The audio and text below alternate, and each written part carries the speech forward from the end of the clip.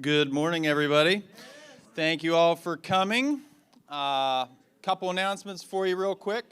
First of all, recognized some new faces. If you are new to this church, there should be a connection card in the seat back in front of you. I practiced saying that. In the seat back in front of you. Got it. Nailed it. Offering. We don't... Because of safety concerns, we don't pass the plate in here. There is a gray bucket right on that table near the door that our hub team member is holding up. And that is where you can leave your offering if you choose. So a little bit about offering. Let's hope I don't screw this up, because I could get in trouble for that. Offering, tithing, that is for people who call this church their home. Guess what? If you come here the first time and you're like, this feels like home, that qualifies. Does that work? I think that works. No, I don't think Kevin's preaching on tithing or offering today, but tithing is difficult. You're not now. You are now. That's right. Tithing is difficult, especially if it's a new thing for you, or if church is new, or if Jesus Christ is new to you. That whole concept can be tricky, can be difficult. If you have any questions about that, the hub's where you need to go. I'm sure anybody over there can answer your questions. Right now, there's nobody there, which is okay. But there will be somebody there later, I promise. Okay. Oh, we have a Serve team member we'd like to recognize, and I think there's going to be a picture on the screen here for us. Is there? Yep. There she is. So Beth Steck, I'm just going to read what she wrote. I currently serve in the nursery, but have served in the 2s and 3s, or wherever needed, and the cafe. I love to serve because God gave me a gift of loving on others. Sometimes a mama and daddy just need to be together and listen to God's word without the little one's interruptions. They need to be able to know that their kiddos are being well taken care of by a loving, godly team member. I enjoy spending time with each child and getting to know them and interact with them. Even on crazy days, I love being able to help them on their journey to get to know God, even if that's just holding a baby or toddler and singing Jesus Loves Me or whatever hymn comes to mind. Even through the pandemic, I wanted to serve. People needed to see that God is still with us. When it seemed like all was lost, just a simple smile from the door greeter made them feel loved and cared for. When they were handed their kids' point baggie with a warm smile, they didn't feel alone with their rambunctious little ones. When they felt like the world was caving in around them, they found a caring, smiling face at the hub, ready to pray over them and ask God for help. I'm blessed to be part of a church that persevered through this pandemic. We made people feel welcome and safe, gave them hope for each day, and faith that God had a perfect plan and hadn't forgotten about them. So let's give Beth a virtual round of applause. And when you see her later, tell her thank you. Thank you.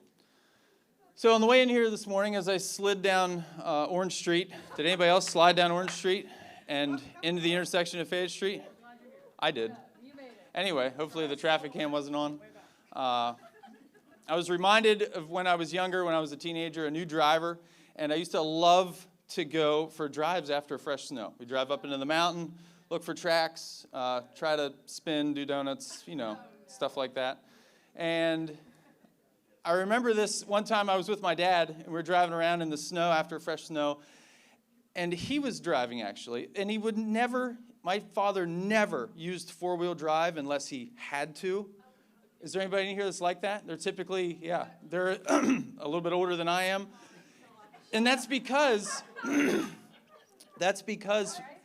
back then, four-wheel drive was a luxury. I learned this once by watching one of those Saturday morning off-road shows. So it was a luxury. So you had to be able to afford four-wheel drive to go places like that. Well, now it's a safety feature. And we should all be thankful that we have all-wheel drive, front-wheel drive, four-wheel drive.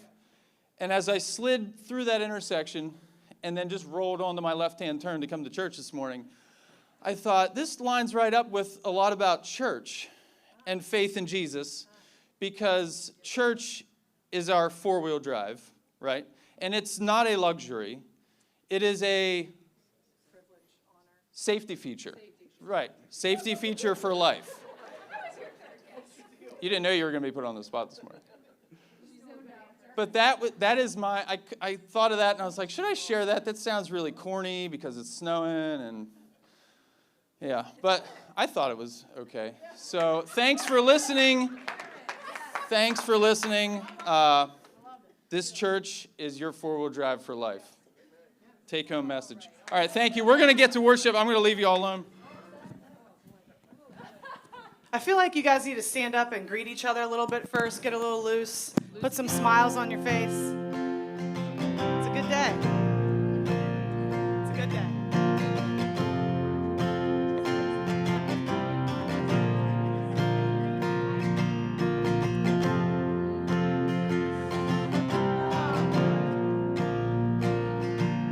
When darkness tries to roll over my bones, when sorrow comes to steal the joy when brokenness and pain is all I know, oh, I won't be shaken, I won't be shaken. Sing this out, come on. My fear doesn't stand a chance when I stand in your love. My fear doesn't stand a chance when I stand in your love. My fear doesn't stand a chance when I stand in your love.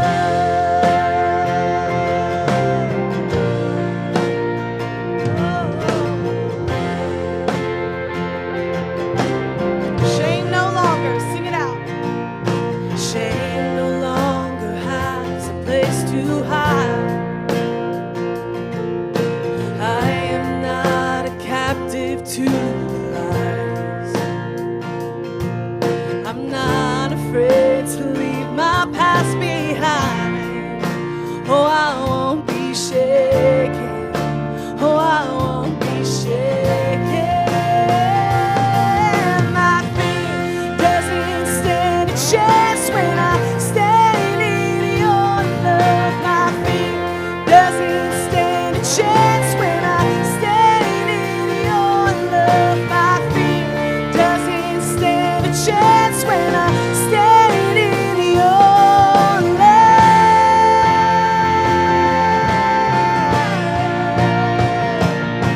There's power that can break off every chain. There's power that can empty out a grave. There's resurrection power that can save. There's power in your name. Power in your name. Come on, we sing. There's power that can break off every chain. Yes, there is. There's power that can empty out a grave. There's resurrection power that can save. There's power in your name. Power in your name. My fear doesn't stand a chance when I stand in your love. My fear doesn't stand a chance when I stand in your love. My fear doesn't stand a chance when I stand in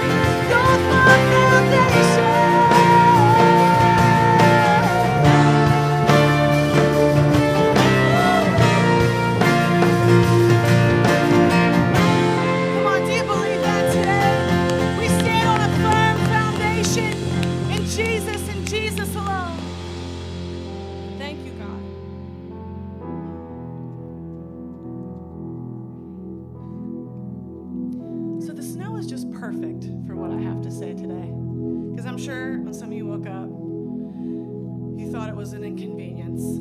Another thing that ruins my day. Or when you're in the Starbucks line during the week and the person in front of you seems to be buying drinks for their whole office. They're ruining your day. And when your kids don't put on the socks you ask them to put on 10 times and you're late, they're ruining your day.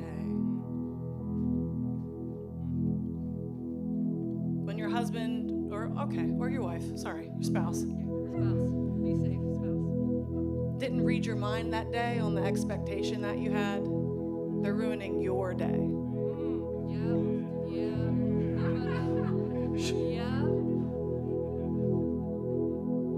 Maybe I should make it a little more less comical.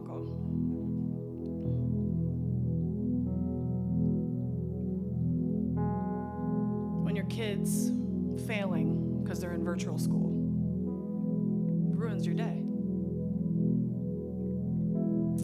When you or someone that you know receives a scary diagnosis, or the unexpected things that happen, that will happen, that do happen, it ruins your day. But it's not our day.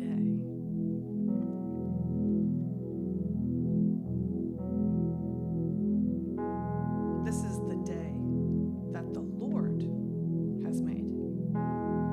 This is the day. It's the Lord's day. Not just Sunday. Don't hear what I'm not saying.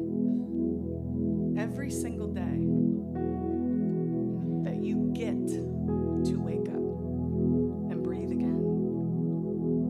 For some of us to see again, to hear again. Some of us to walk again. To talk again. It's the Lord's day, not your day. Psalm 118 says, "Open to me the gates of righteousness, that I may enter through them and give thanks to the Lord." This is the gate of the Lord. The righteous shall enter through it.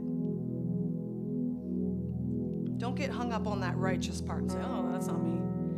You do not have to be a perfect human being standing here right now, because what Christ has done on the cross makes you holy and blameless in his sight. So you worship. There's no other excuse. Unless you're still dabbling, okay. You can still use that time to talk with him. The righteous shall enter through it. I thank you that you have answered me and have become my salvation. The stone that the builders rejected has become the chief cornerstone, that perfect foundation. This is the Lord's doing. It is marvelous in our eyes. This is the day that the Lord has made. Let us rejoice and be glad in it. Yeah.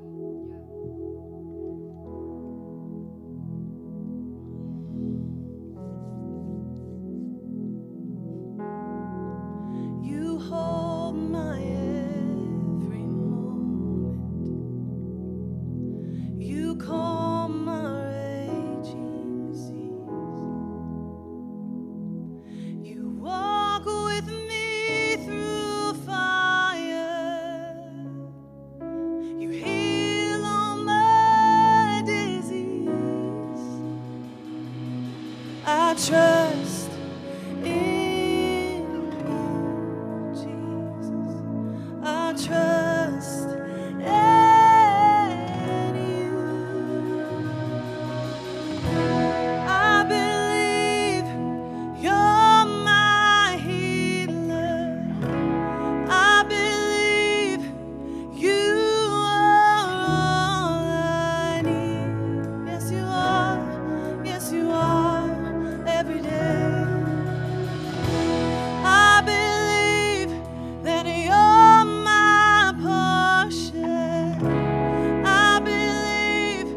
You're more than enough for me. Jesus, you're all I need.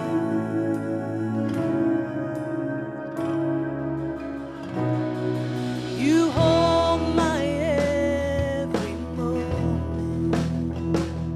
How you calm my raging seas. You walk with me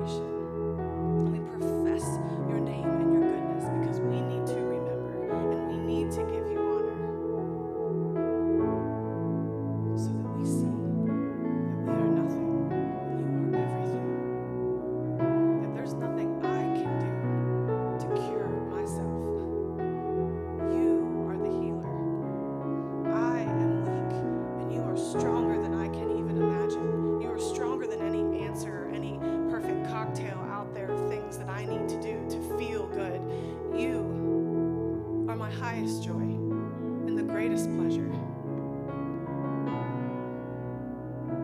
So, Father, I pray right here, right now, if someone needs to stop standing and stop feeling strong, God, that you would bring them to their knees.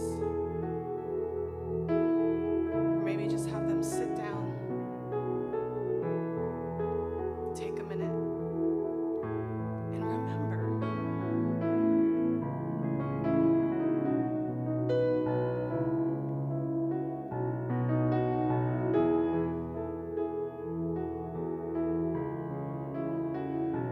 There is nothing that is too impossible for you, God. When we are in you, and we are relying on you and trusting in you, there is no anxiety that is too strong. There is no depression that is too dark. There is no tension in our marriages that can't be broken. There is no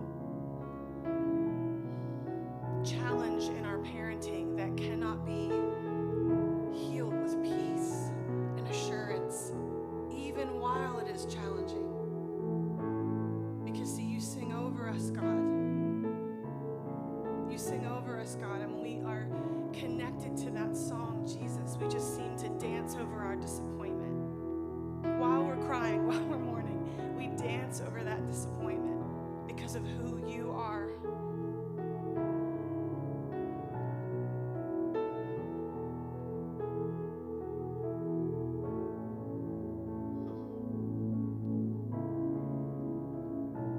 I am nothing apart from you.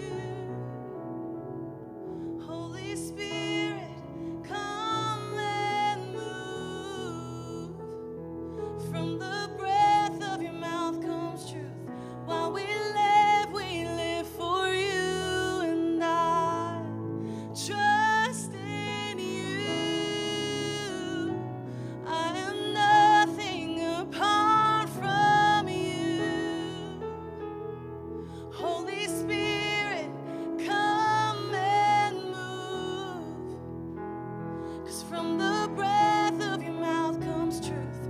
While we live for you, and I trust in you.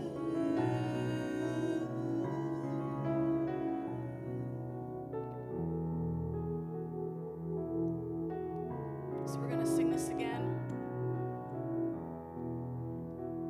I urge you to respond. I charge you to respond to the Holy Spirit today. Nothing. We put that on our lips. Nothing. Let's sing this out. Nothing is impossible. Nothing is impossible. Nothing is impossible for you. You hold my world in your hands, and nothing is impossible for you. Nothing is impossible, and nothing is impossible for you. You hold our world in your hands.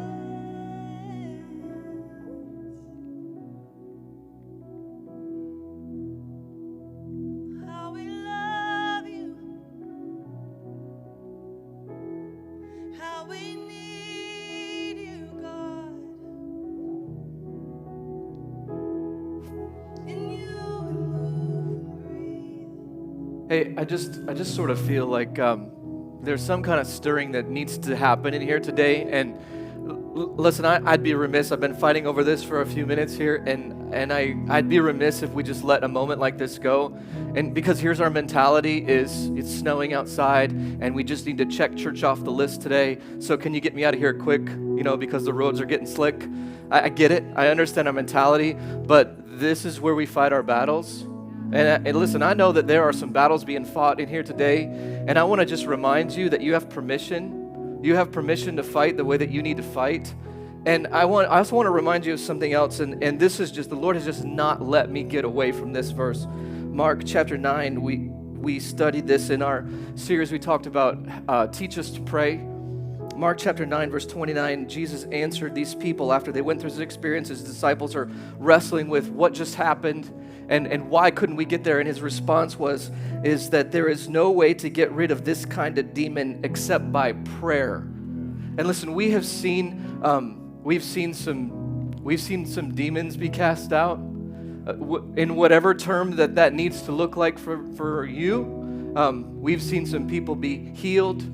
We've seen some families restored. And I only say this to remind you because in your desperation, when you get to the most desperate spot of your life, you feel like this is the space that God can't heal.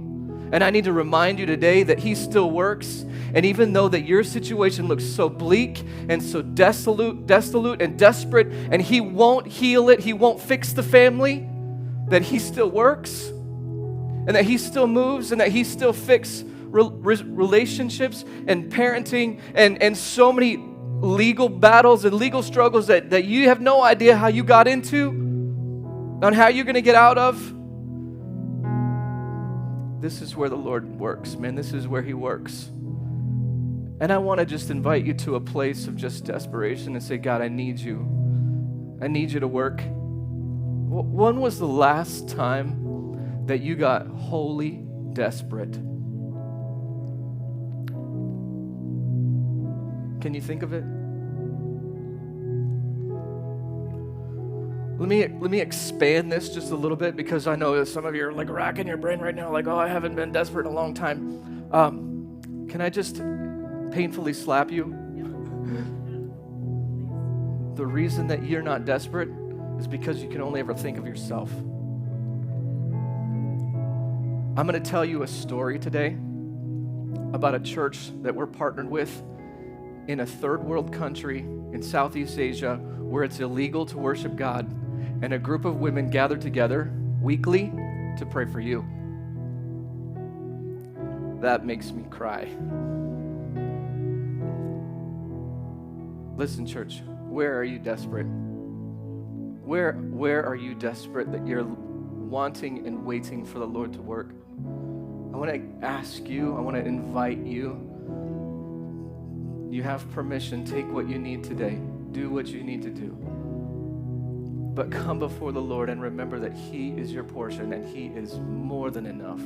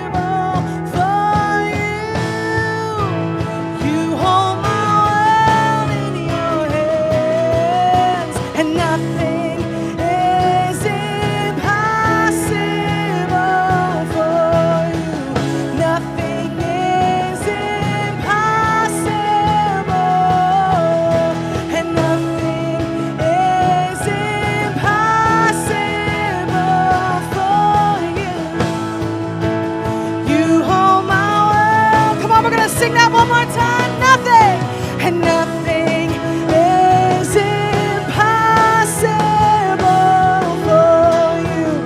Nothing is impossible, and nothing is impossible for you. One more time for that person who still needs to break through. We say, and nothing.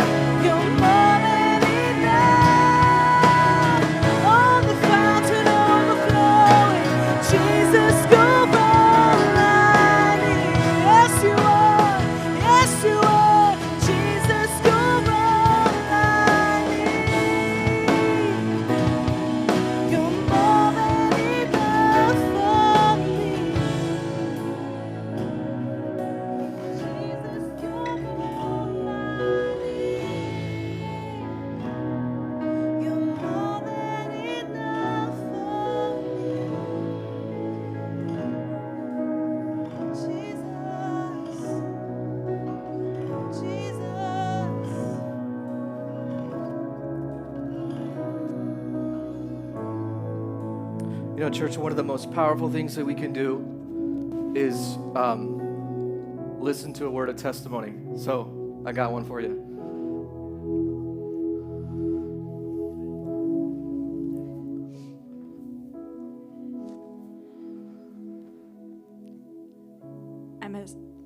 I'm at such vulnerable place right now. This is the scariest thing in my life to share with you this.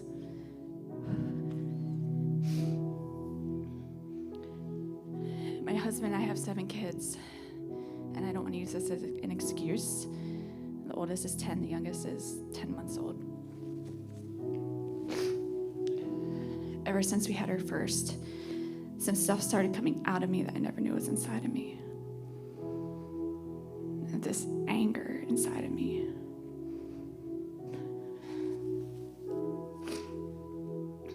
And it comes out through my voice towards my kids. If I only had 1 kid, I'd know I'd still be dealing with it. So 7 kids is no excuse. People can say, oh, we have 7 kids, it's understandable. No, it's not. It's not acceptable.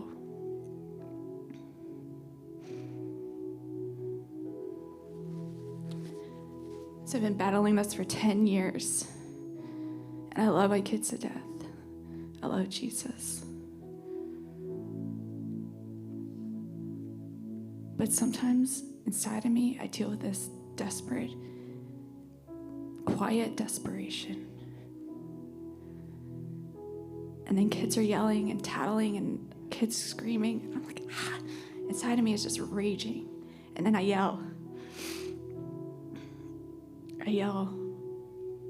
And it happens not just once in a day, 3, 4, 5, 6 times. And I go to bed regretting my whole day. It sucks.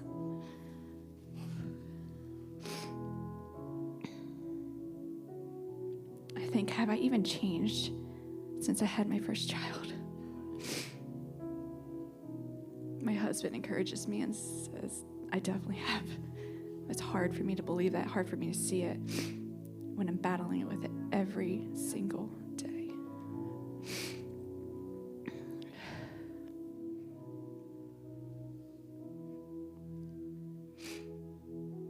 The Holy Spirit is here. I was not expecting to have the breakthrough I have this morning.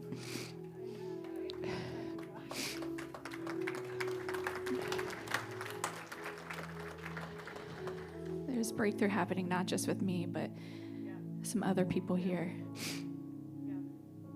Just open up your heart completely to Him. It's okay to cry. It's embarrassing, but it's okay.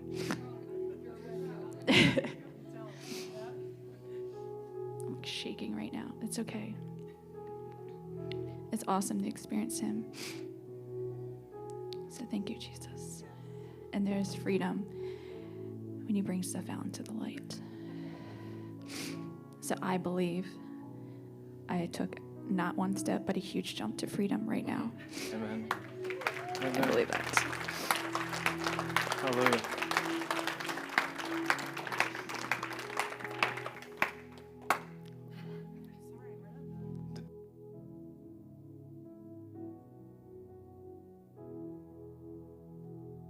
We're not done, because this whole entire morning, I keep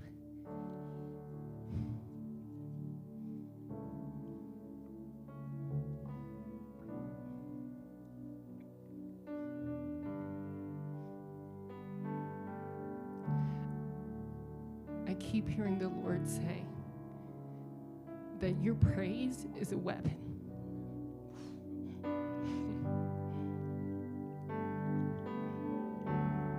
Your praise is a weapon. And He is enthroned by our praises. So when the fig tree doesn't blossom, when the fruits don't produce on the vines, and when the fields have no food,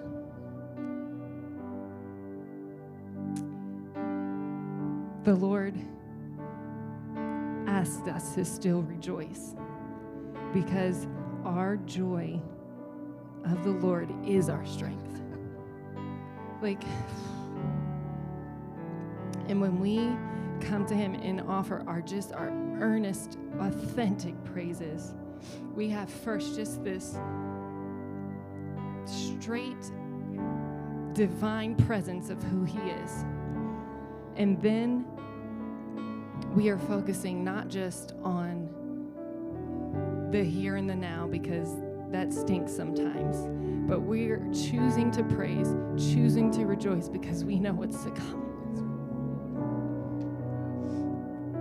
And when you do that, the darkness and Satan cannot stand before someone who is offering a sincere praise to our Lord.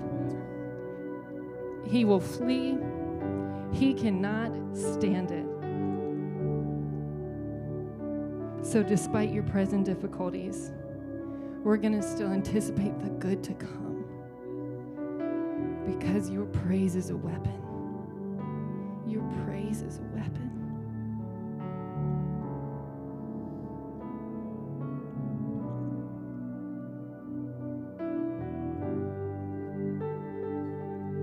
And I won't let the rocks cry out in my place.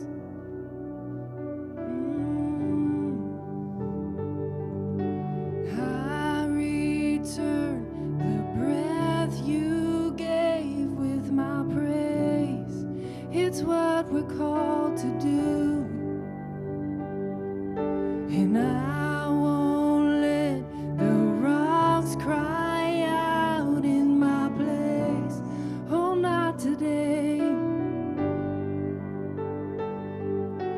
We return the breath you gave with our praise.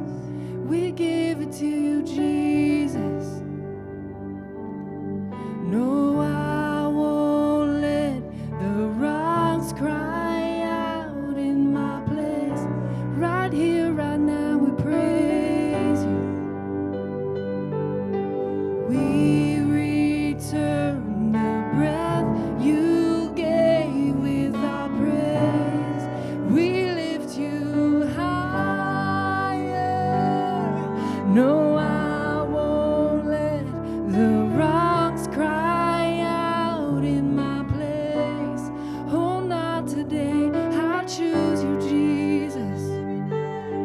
We return the breath you gave with our praise. 'Cause your praise is a weapon. Your praise is a weapon. Your praise is a weapon. You need to know your praise is a weapon. We lift you higher, Jesus.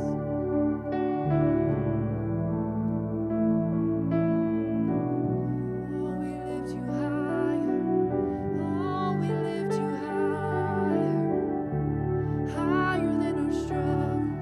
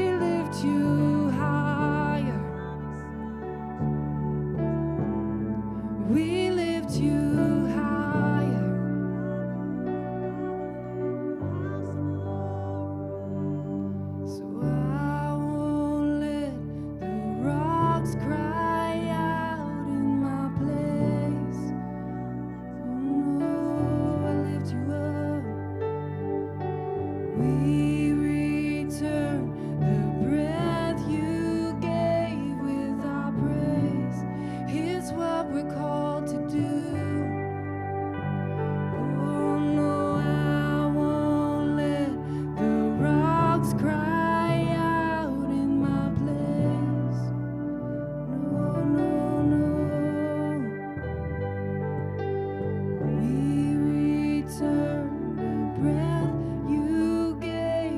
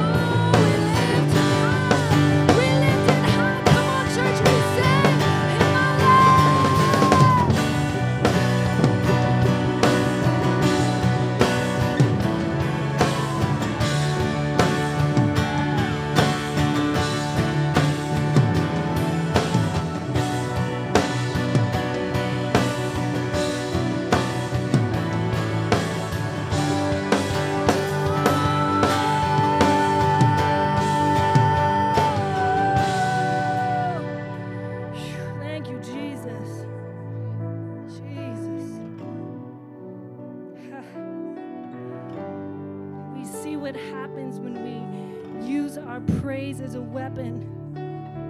We use our praise as a weapon, Jesus.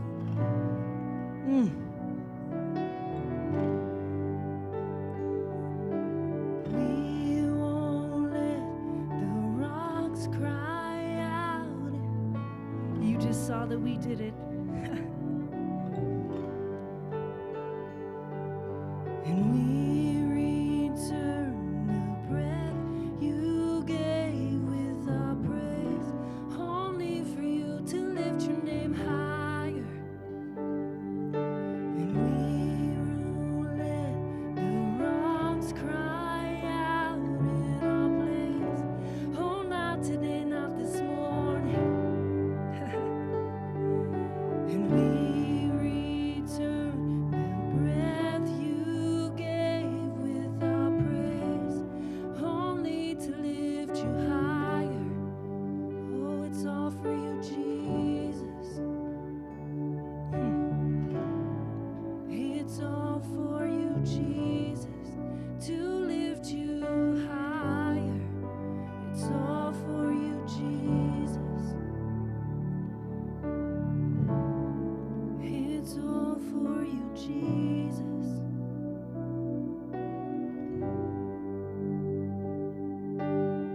God, we thank you so much, Lord.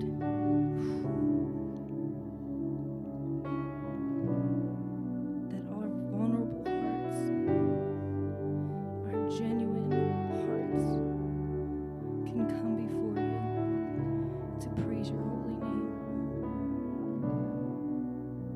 Thank you for the reminder that our praise is a weapon against all evil, against our current circumstances. But we don't focus on that. We focus on you and the goodness that's to come.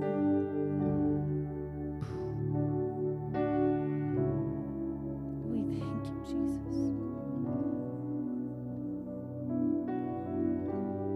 We thank you, Jesus. And we love you. Continue to speak to our hearts through this message, Lord.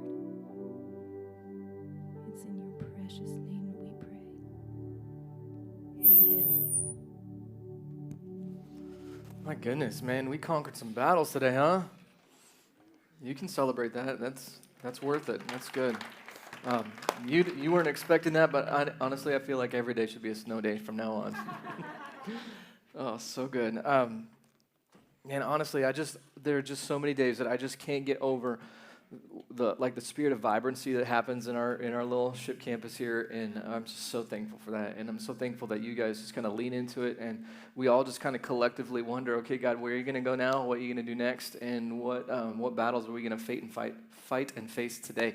So here we are, and here we go. Listen, so as we're going to wrap up this series today, get to the point. And I want to, as we have been through this whole month, I've been introducing you to several of our different staff members, and all of our different staff members, and what they do here, why they do it, what the role is, and those kind of things. So we're going to wrap up today with our last two, Katrina and Alicia. So can you welcome them to my stage today? You both haven't been here from the beginning. You kind of jumped on about a year after we started or so, something like that.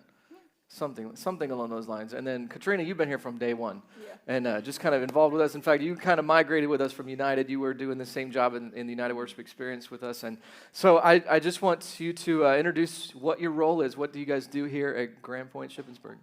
You go first. I run social media here, so I also do our online. I'm the one that greets you on Sunday morning and tells you hi, it's Grand Point Ship. So.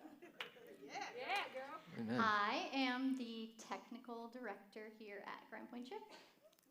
So that involves everything back there at the big black booth.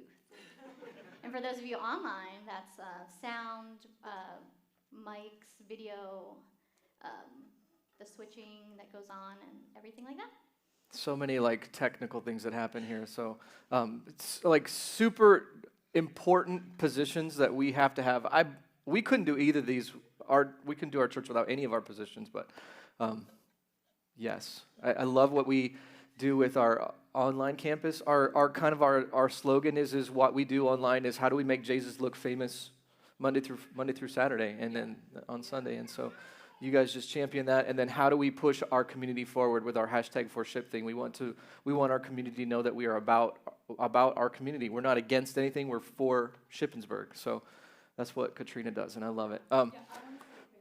Absolutely not. I'm sorry. So, I mean, you can all see we have for ship back there on our wall, but we really want our community to know we're for them, not just for this church. We're for our schools. We're for our coffee shops. We're for, Bryce went the other day and got, I don't know, some mechanic thing done, and I was like, hey, #4Ship, and then we share it because, like, if I come after you about it, it's really in love, but please just be mindful when we are trying to show, like, how would you show your spouse that you're for them?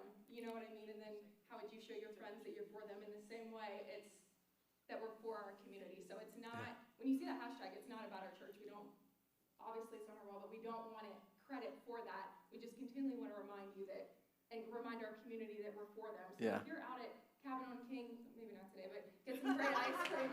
You know what I mean? Like, take a picture of ice cream cone, #4Ship. So I love it. I love that you just preached that message here today. That's so good. We need that. We need it. I love it. Why do you choose to be such an integral part of this ministry? You go first. Okay.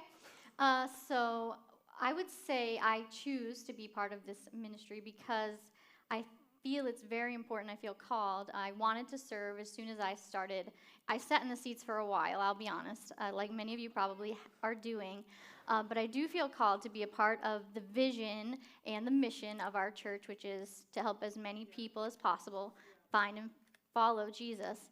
And I think it's really important for us to do that technically with our live stream platform. So that was something I was passionate about, and initially why I reached out and signed up to serve. Lo and behold, very quickly after I signed up, I became the director. God has a funny way of pushing you into things, and I was like, okay, I can do this. So it's funny, though, I've grown so much in my faith through this process, and I wanted to be someone that was involved, but I wouldn't have taken that step, if God hadn't opened that door for me. So I'm so grateful to have done that. Like, your whole family is entrenched here. I mean, Yes. Ava's on our stage, Yes. and then Jared helps us with our facilities work and all that. So it's like family operation It here. is, I love definitely. it. I love it. Why do you, Katrina? Why are you so integral to this Well, I place? mean, you saw what just happened here today. It's kind of hard to not be involved in some way. Amen. But I'm just also really passionate about getting people connected that can't be here on a Sunday morning. So if someone chooses not to drive in this weather, or safety concerns, or our military that is deployed or in tech or somewhere that's not here, how can they still get connected and have family even though they can't physically be here? So to me, it's kind of a no-brainer. And if you've seen what happens in this church, like, how can you not serve? How can you not want to be a part of what the Lord is doing? And then one more question. What positions, because we're all looking for people, what positions are you actively looking for that can help you on your team? So we are always growing our team in tech for sure. If there's anyone that is interested, we do not require any experience. So we will train you. But we would love to have additional camera people. We would love to have additional people to run slides. So you see the lyrics popping up. It's a simple space bar. Anyone can do it. And we would love to have additional people doing the video switching. So I would say we would love to have additional 10 people, because it takes about 7 people every Sunday to run tech for both services. So I would love to have an additional 10 people sign up. I love what the nature of your technical team is, that we have this growing like levels of intensity. You Yes. start with the space bar. Yes, right? exactly. And then you move on to moving the camera or something along those lines. But Yes. it gets levels of complexity as we go. But yeah, For sure. anybody can step into it. I stayed at the space bar. That's where I stayed. For me, you can sign up to be an online greeter. So we have a team of 2 to 3 people every Sunday that, in addition to our Grand Point Ship Facebook, you sign on with your personal Facebook account, and we tell you all the information, but you're just greeting people, saying hi, just like you would on a Sunday morning, but you're just doing it through a screen. And then this you don't really need to sign up for, but like I mentioned, the 4Ship, we just really, really want to champion that and show our community that we're for them. So if you need 4Ship apparel, we've got great mugs and hats and everything else at Creative Engraving. But it really is just a great way to show, and that doesn't require you to sign up at all. It's just being intentional with showing our community that we love them. As much, I think we've said this here before, and I want you to kind of understand this, but our goal is to be the most welcoming church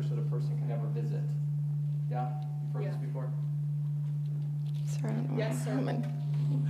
We also want to be there online. We want to be the most welcoming church that you can visit online. So, can we just say thank you to them? Thanks. Thank you.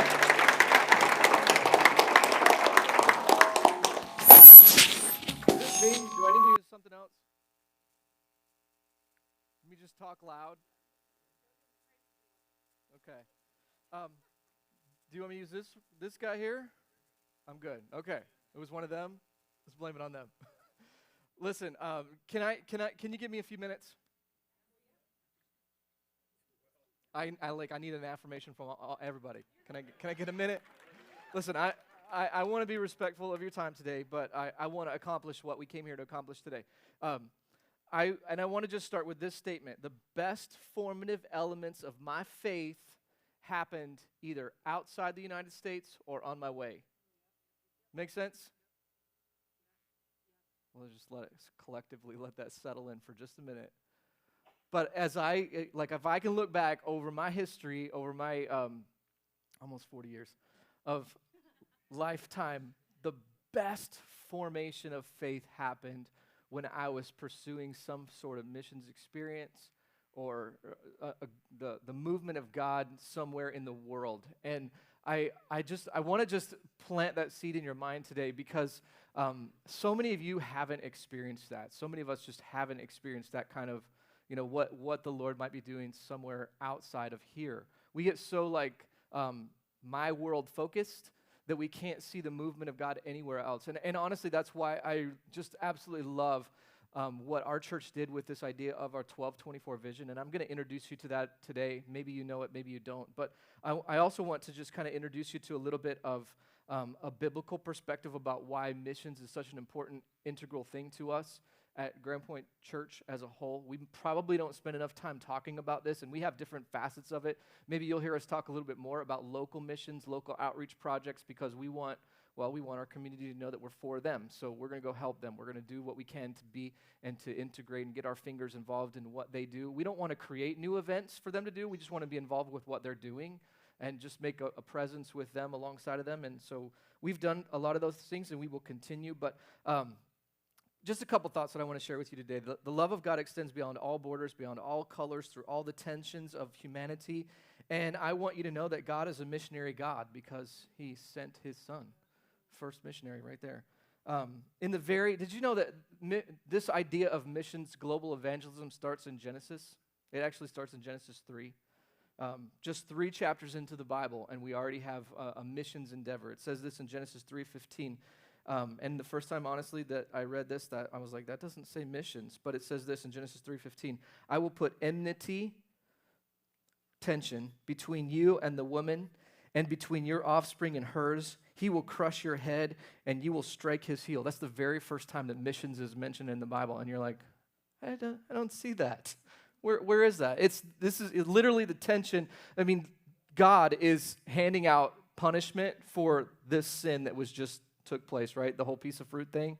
That's where we're going right here. And he's speaking to this serpent. He's speaking to the devil. And he's literally prophesying a future event that says, Jesus is going to crush your head. That's what he's saying right there. And so this is where we get this global evangelism endeavor that we're supposed to be a part of. The very first element of the problem of sin and the scope of missions work that God would eventually introduce is found actually in Genesis chapter 12. In Genesis 12, verse 1, it says, he's speaking to Abram, and he says, go from your country. In other words, you're leaving where you're comfortable, you're leaving what you know, and you're going somewhere else. Go from your country, your people, your father's household, to the land that I will show you. I will make you into a great nation, and I will bless you. I will make your name great, and you will be the blessing. I will bless those who bless you. Whoever curses you, I will curse. And all people on the earth will be blessed through you. I mean, you see that? When he leaves here and goes somewhere else, God's blessing follows. I mean, this is a huge element. And then a couple other verses that just kind of tie to this. And I know I'm going through this quick, but I really want to get to who we are and what we are as a church. But Matthew 24:14, Jesus said this. He says, the gospel of this kingdom will be preached in the whole world as a testimony to all nations, and then the end will come. And I remember being in college studying missions. That was my degree. I had a Bachelor of Arts in Missions. And we really centered on this verse singularly because that became our motive. Like, we're going to help Jesus come back by helping the world know who he is. And let me just can I just drop an astounding statistic for you? Are you familiar with the 1040 window? Does this terminology resonate to any of you? So I got one. The 1040 window is the degrees in the Middle Eastern side of the world between 10 and, 10 and whatever it is, longitude, latitude. That window of the world is literally half the world's population lives right there. It's all Middle East and all the places that you're not allowed to visit. That part of the world. 3 billion people live there. And in the majority of that part of the world, it's illegal to worship Jesus. It's illegal to attend a church. It's illegal to own a Bible. All these different things. Half the world's population lives right there. I mean, isn't that just astounding to you? And listen to this. Like, so for us, when we decided to plant our church in Shippensburg, and we had a conversation with 43 other pastors who have a church in Shippensburg, and you talk about half the world's population doesn't have access to the message of the gospel. That's an astounding. I hope that bothers you. I really do. I hope you go home today and be like, somebody ought to do something about that. And I know here our initial reaction is like, well, how are we supposed to do something? You just said it's illegal to do it. Well, I said it's illegal. I didn't say that we couldn't get creative. You know what I'm saying? I mean, because, hello, the mandate is still active. You will receive power when the Holy Spirit comes upon you, and you will be witnesses in Jerusalem and in Judea and in Samaria and to the ends of the world, to the ends of the earth. The mandate is still active for us, regardless of the parameters of whether you can or cannot. You know, we can't use that as an excuse when we get to heaven. Well, God, they told me I couldn't. And he says, well, I told you had to. You know what I mean? What tension are you going to face here? Let me just tell you a little bit about what our denomination does. We, as a church, Grand Point Church, we set aside what's called an apportionment, a portion of our giving every year, and we hand it to our denomination. It goes to provide their administrative and the denomination that we're part of. A large chunk of that also goes to their efforts with global evangelism. And so through that, we support missionaries and works in Central and South America. And I'm going to get into this in just a minute. But those are kind of our residual works. We're not directly connected to them, but like secondhand because our denomination is. Now, cool thing that happened. Are you guys aware of what's going on in Venezuela? Lots of things going on in Venezuela, but socialism, right? I mean, they have just flipped their country. It is just ridiculous what's happened in Venezuela the last couple of years. In fact, I remember when Chris and I were on deputation. Deputation is where you go around and you're raising support to be a missionary in another country. You're talking to churches and all that. We ran across our very first church that we were involved in, the very first missions conference that we were part of. There was a missionary family there that was headed to Venezuela. Now, this was before the country fell apart. And we ran into them again in Costa Rica. It was so weird because we're here doing language school, learning language, and there's this park right out in front of our house that we would go to all the time. It was called the Forest. I didn't really see it as a forest, not a whole lot of trees there. But we would go and we'd walk through this, and I see this guy, and he's doing like yoga in the middle of the park, and I'm like, I recognize him. So weird. I'm like, Central America, 1,200 miles from home. I know this guy. So I walk up to him, and it was that strange, like, I know you and you know me, but we don't know how. And so here it was. This was this guy. And while they went to the same language school we did, and while they were there, it became so, like, dangerous to live in Venezuela that he was not able to go there. He had to, like, change where we're going to be missionaries. You know, we've got all of our support. We've learned our Spanish, and now we don't have a country to go to. And so, man, here's the cool thing, is that our denomination has missions works that happen in Venezuela, and the population of Venezuela is like migrating out. They're leaving the country because it's so like difficult to live there. The value of money is nothing. And so to be able to find a way to live life, they've migrated to other countries. And we learned about this week that those people from the churches that our denomination is involved with have started churches in Chile and in Panama or Honduras or one of those in the Central America area. I'm like, this is amazing. Like you, with residual support, had a hand in a gospel spreading from a socialized country that couldn't contain people and is now starting churches in other parts of the world. Is that not incredible? Like, I just thought that was so cool.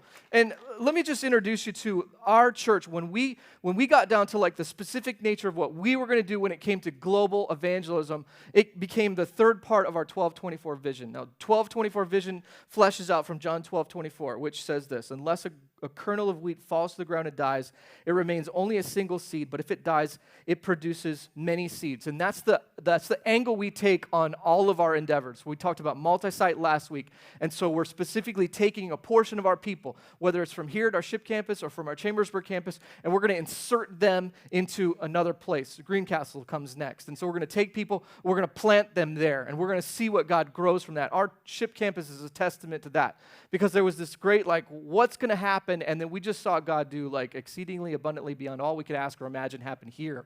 And we're still kind of in that zone. And that became like part one of 1224, our 1224 vision. The second part of that was us taking a portion of who we are and investing it into another local ministry. And we did that last year with Overflow Ministries. You all remember that? The Bar Church? Like, we had a big hand in helping them transform that into a church that is now growing and thriving. And it's just amazing for us to have a partnership in that. The third part of this was a global endeavor. Who are we going to find as part of our world that has the same mindset that we have when it comes to who we are as a church? Our biggest thing about church is leadership development. We're going to find, we're not looking for partners who are just there to get people saved, okay? Listen to me for just a minute, because that's not the biblical mandate. The biblical mandate is grow disciples. Does that make sense? So we're looking for people who do the hard work and line themselves up with somebody else and walk them through the tensions of, let me help you become a Christ follower so that you in turn can help other people become Christ followers. And now this becomes the interesting part, because as we're sitting down talking to like our global liaison of our denomination this week, Pastor Lawrence and myself, we had this meeting with him on Tuesday, and he was just overflowed with just passion about this. And he works in the countries in Southeast Asia, where we have a partnership with 7 pastors. We assist in, I guess it's 6 now, in supporting their monthly salary. And the interesting part is this: he made this like so intense. He's like, you cannot mention the specific work that they're doing, the country that they're in, their names, even like the continent that they're a part of. He's like, just use Southeast Asia. He's like, because they are actively watching for people to drop their name so that they can arrest them. That's what we're a part of. And some of them actually have been arrested. So part of me, if I have to be a little bit broad in my approach to this, but they told us that over the last year, these 6 pastors have a hand in close to 70 people coming to know Christ, which is just incredible. And then beyond that, there's more that's beyond. I think the number was almost 90, but of these 6 pastors that we're partnering with, almost 70 people have come to know Christ. And in a culture and in a setting where it's illegal to solicit the conversion of faith from one to another. Does that make sense? And so then I'm like, well, how do you do that? How do you get to that spot? And this is what they're a part of. The cool thing was, as I'm sitting there listening to Lawrence, and this guy's name was Travis, and let me just tell you this, the way that we know this is actually accurate is because officials or people from that country have hacked our denomination's website looking for people's names so that they can go arrest them. I mean, that's the extent of what we're dealing with and involved with. And it just is dumbfounding to me. Pastor Lawrence was like this. He said, wouldn't it be amazing if one day we could have a Grand Point campus in another part of the world? And the guy stopped him, and he's like, I got to tell you. He's like, your name is actually on that building because you paid for it. 95% of the building that they use this community center, and we actually paid for almost all of it. So in honor of that, they put our name on it. So he's like, you do have a Grand Point location in Southeast Asia. And that's where this group of ladies gathers together on Friday to pray for you. And tell me that's not just ridiculous. They also, they've had to get really creative in their effort to get in front of the public and people that they're trying to evangelize and help come to know in a relationship with Christ. And their best way of doing that is by community teaching. So they'll gather people together and they'll teach them hygiene and they'll teach them education because the education system is junk. And they had this thing specifically. He was so excited about it. He talked about Worldwide Handicap Day and how they gathered a bunch of handicapped people together to teach them how to live life a little bit more efficiently. And I'm like, this is incredible. I mean, talk about people getting creative to just build trust. That's what they're doing. It's not about let me jam the Bible down your throat. It's about building trust. And the incredible thing about this is that when a ministry like this comes up with a creative idea to bless and benefit the culture around them, they've actually had government officials that will come and support their work, which is just also incredible to me. Because if they can build trust and rapport with the people who could arrest them, that's a pretty big deal. I love their creativity and what they're going on with. And so just know that when we talk about our global partnerships, that's what's happening on a daily and on a consistent basis, and it blows my mind. It is just, it's a thrill to be a part of. One of the things that I remembered when I was in Guatemala a couple years ago, I think 2015, I went to Guatemala, and the guy that was taking us on a tour there of his ministry and the things that he was involved with, he said this. He said, you can't know the love of Christ until your stomach is full. I was like, wow, that's a pretty good point, because we don't have that tension. If you're hungry, you eat. If they're hungry, what do they do? You know what I mean? I remember the day that we went, and I don't want to make this about me. I want to make this about our church's connection with Global. But the other problem is that I told Lawrence, I said, well, I think one of the biggest needs in our church is that you need to go see it yourself. You need to experience it firsthand, and you need to smell it. That was my language. You need to smell it. Because I'll tell you what, there's a certain smell that happens in a third world country that never leaves your mind. And I will never forget that when I went to a community of people. They wanted us to go and visit this community of people that live at the dump. And these were children. These were families that lived at the dump. This dump, it was burning all the time, just constantly smoldering. And because that's what they do with their trash, they burn it. And there's these kids that will just run up to these dump trucks and be the first one to get whatever's valuable in the trash as they dump this stuff out. And it is just heart-wrenching to watch and be a part of and smell. You got to see it.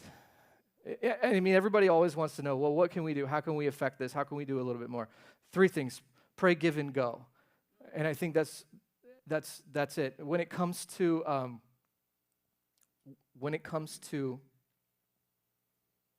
this is a little bit painful for me because I've lived it. I've been there. And knowing the condition of my own prayer, I'm a little ashamed. I don't know about you, but I'm not a whole lot mindful of what God's doing in other parts of the world. It's not here. I'm not seeing it. I'm not hearing it. I'm not actively, intentionally looking for it. Does that make sense? The Lord, through His Spirit, probably not going to slap you upside the head and make you aware of what's going on in another part of the world. He's going to use your interest and say, go find it. Does that make sense? You've got to look for it. You have to be concerned enough to say, I wonder about. And there's actually some resources for that. I remember when I was in college, there was a book that had come out. It's on website now, but it's operationworld.org. And they actually had put out a book that listed all the countries of the world, their demographics, population, their religions, and all these different things that would make you aware of what the gospel needs were globally so that you could be concerned with it. And the idea was that you just pray for a country a day. And it was so ingenious. In fact, now it's all online. You don't have to go buy a book anywhere. It's just right there, operationworld.org. I would check it out, man. Find out what the Lord is doing around the world and be incredibly encouraged, because it's astounding what God is doing well beyond here. And I just can't, honestly, I'm just going to leave it with that right there. Just pray, give, and go. And I just need to put that in front of you. What do you need to do when it comes to what God is doing, not just through our church, but what does he want to do through you? How does he want to use you to expand the gospel message right here where we live, but then in a world away too? So I just want to drill into that. So if you want to just join me, God, I want to just pray over our church when it comes to these global initiatives, God, because I really believe that our church should see it, feel it, smell it, touch it, just be entrenched in the work that you're doing around the world. But God, then I think for a moment we should take some time and just pray for this church that meets in Southeast Asia that we're a part of, God, that as they face what they face, Lord, as their leadership does what they can to get creatively involved in people's lives so they can share a word of hope with them, a message of the gospel, also knowing at the same time that at any moment one of these people that they're sharing with could snitch on them and they could be arrested for it.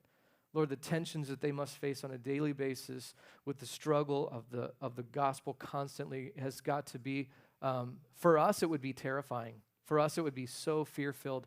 But to hear their voice of encouragement back to us is humbling.